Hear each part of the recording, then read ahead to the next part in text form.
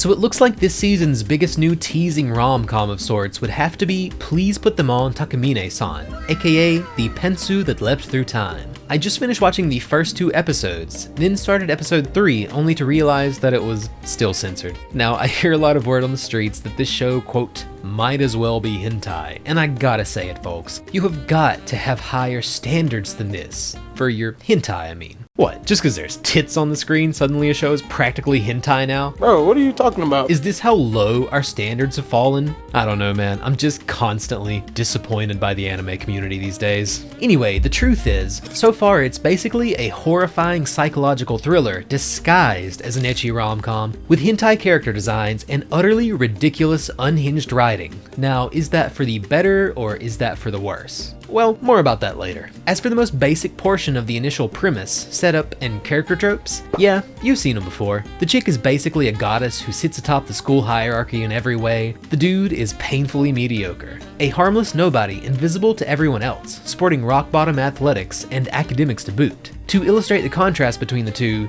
he's dumb enough to get excited about getting a 52, and she's such a genius that she's shook when she gets a 98 instead of 100. So anyway, after attaining the earth-shatteringly embarrassing score of not 100, she drops her pantsu right there in the middle of class, and some kind of CG butterfly effect animation that looks like it came out of an alternate dimension Madoka Magica or something plays, and she rewinds time so that she can redo it all again and make 100 out of 100, because everything, and I mean everything, has to be perfect for this girl. And the main character is of course the only one to notice for some reason, which I'll explain in a minute. So yeah, the main chick has time travel powers, which she activates by removing her undergarments. Basically, if she farts in public or something, she can take them off and do it again. Anyway, obviously the main character runs off to confront her in the student council room, and she reacts with a lot of confusing mixed signals. Everything from staring threateningly and kicking him in the balls to undressing and explaining how he's actually the only one that she can trust to see her in this state. Forming lies as easily as she draws breath. Which all ultimately leads to her explaining the ability.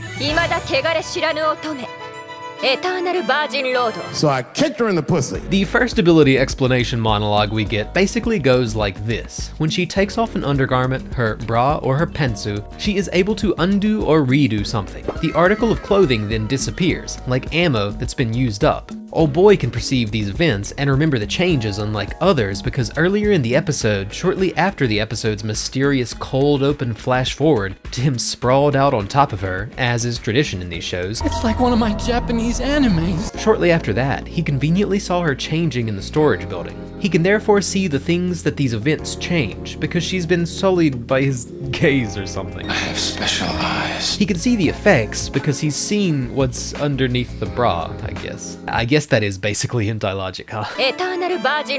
Anyway, he's the only one who's gazed upon the glories unbefitting of mere mortals and lived to not tell a soul lest he endure eternal torment. So she lets him know what his new job is going to be. Become my closet. You are to always carry underwear for me. Follow me where I go and help me change into it at all times. It's like he's making a contract with the Pantsu Devil or something. And obviously this is all supposed to be fun, a somewhat generic, trope-filled, and quirky ecchi rom-com. They playfully argue back and forth as she explains her powers and the potentially mutually beneficial deal she'd like to make, which may or may not lead to her giving him rewards to incentivize him, wink wink nudge nudge. And just when he's about to run away, realizing that she's a nut job and he's in way too deep already, she jumps in front of him, now seemingly emotionally vulnerable, as if there must be some genuine reason that she desperately needs a partner, a role that only he can fill, that she can only trust him with. And as his hands fall into her glorious bosom like a magnet drawn to another, like one of my Japanese anime, they stare awkwardly, blushing, eyes shimmering with awkward emotional tension. Then she screams bloody murder. Students rush the council room, startled by the sight of the quiet nobody sitting atop the school princess. She cries a river of crocodile tears. The boys tackle him to the ground and a girl is calling the cops. Before you know it, he's surrounded with no one on his side, with the end of his life as he knows it before him. I'm going to jail! And she's smirking, asking him if maybe he wished that things had been different. And of course he does. He concedes, they go back, she lets him know what will happen if he doesn't comply with her every demand.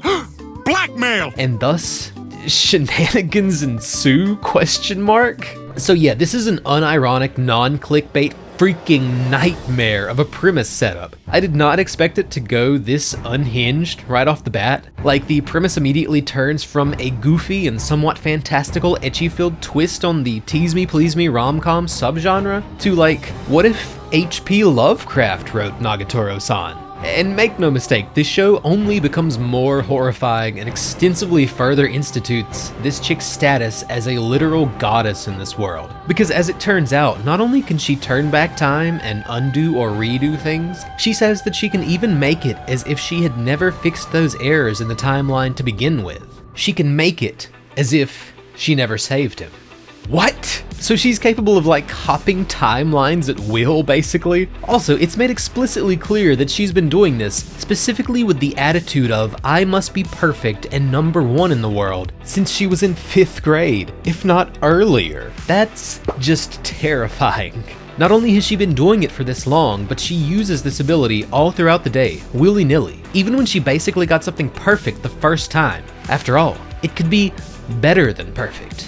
And on that note, something else that I thought of, which I'm probably taking far too seriously, like much of this, but if she's wearing these fancy name brand undergarments and they disappear every time she uses them for the ability, and she's repeating stuff over and over to get it perfect every day, to the point of abusing it over things that don't matter that she already basically got perfect, how much money is she spending on this and how can she afford it? Is she using her ability to steal as well? Or are we gonna find out that she's also part of some uber rich family or something? Not a real complaint, I guess, just something I found funny. Think about any of this seriously for like 5 seconds and it becomes utterly absurd. So anyway, like, I know some people are gonna find this one funny, and those who are into the femdom thing are probably gonna get their rocks off as well, and if you are enjoying it, more power to you. But for me, they did not keep it funny. This is not a show where I watch a dude who's part of a 2-bit gag. This is a punished soul. He wakes up the next episode immediately in a cold sweat after having a nightmare about getting framed and arrested all over again. He's forced to sneak around replacing her garments in the middle of class in front of everyone over minute errors she wanted to repeat. And by errors, I mean like not getting something better than perfect the first time. All the while, the threat of him being arrested as an offender is held over his head. It's a nightmare. Everything about the show is horrifying if taken under any serious analysis. Once again, probably not supposed to be taking it seriously, and usually I would expect to like a show like this, but when the comedy doesn't hit and everything else is this screwed up, that becomes very difficult. Now, I think if there's anything that might put people off other than everything I've already mentioned, it's the fact that the chick kinda just comes off as an insufferable bitch most of the time. Or perhaps more accurately, some kind of eldritch abomination from beyond the pale of humanity. And look, I'm sure the element of her being dramatically full of herself is what people find funny. It did have me laughing at first, but like, because she's so manipulative, so egotistical, so openly conniving, and so perfectionistic, and because the threat of assault charges constantly implicitly linger over our MC, you're never really gonna be sure if anything good she does is really sincere or genuine. After all, she has lied, and she was willing to ruin his life over this. Now, I haven't read much of the source material, but I've heard that this one continues to be pretty much gag-based as it goes, so I'm not sure I'd recommend this one if you're looking for long-term character development or an evolving premise, but once again, that's just what I've heard from other creators I watch. It's entirely possible that this is in fact a big subvert expectations kind of thing, but that's not the impression I got from what I've seen. I hope that the fan service intensifies nicely, as I think a show like this desperately needs that to happen for there to be a remaining appeal. I also hope that they do find a way to keep it funny over time, but for me, that's just not been the case so far. If anything, it's probably closer to horror of the year material. The OP, on the other hand, is definitely a banger. I just wanna see Do I really need to talk about the production for this? The animation isn't going to blow you away, and they're already reusing recut versions of the same time travel animation over and over, so there's that. They definitely saved the most detailed rendering mostly for the big fan service shots, but in general, I can't exactly complain about the quality for the type of the show it is. I'm not crazy about the main girl's design, but she's drawn beautifully during the moments where she's supposed to dazzle, and it's got way more nice panning or zooming shots and camera effects and flashy compositing effects than I would have expected. Maybe I'm overselling that, and maybe it's actually even a tad bit overdone at times, but it looks pretty decent for a fan service show of its ilk so far, so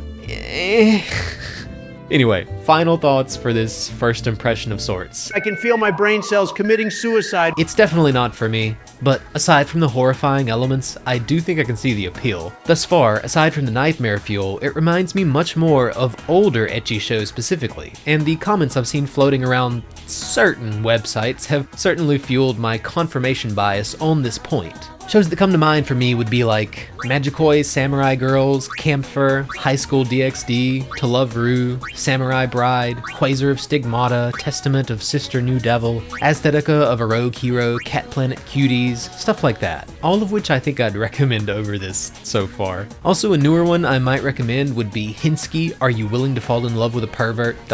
Really long title. This is unacceptable. A master should never be treated like some submissive mongrel. I won't allow you to disgrace him anymore. Come on, Takey, let's go. And if you want an ecchi that'll genuinely make you feel something, maybe go back and check out Shuffle. But that's a topic for another day. This one's got at least that overall tone and art to a degree. It's got all the fan service insert shots for commercial breaks, etc. It does definitely have like straight up hentai character designs. Like there's something about the placement of the eyes and faces on the main characters that evokes that for me. Also, like all the background characters have no eyes and are completely oblivious to the main characters engaging in the juvenile shenanigans right under their noses. That all kind of feels H or borderline, but it's not like, at least thus far, it's certainly not like we're getting out of this what we got out of something like Gushing Over Magical Girls, and it's not really close. Will the fan service get more extreme as the show continues? I mean, I hope so, and I would think so. But for now, I think the might as well be hentai memes are a tad bit silly.